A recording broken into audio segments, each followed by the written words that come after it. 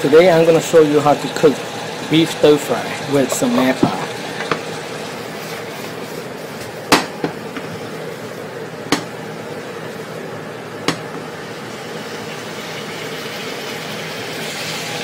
This dish here comes with the ingredient, a little bit of fish sauce, a little bit of MSG, and a little bit of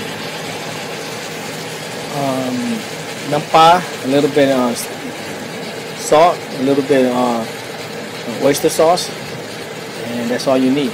But I especially put a little bit of Japanese sauce, special made from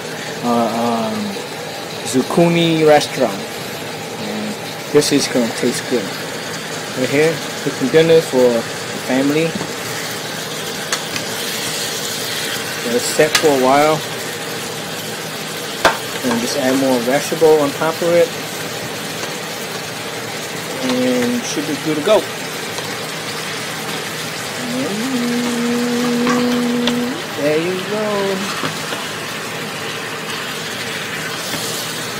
ready to eat.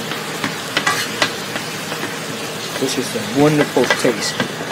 If you're very hungry, put this over rice, steamed rice. And your steamed rice, perfect taste for the perfect dinner. See you next time.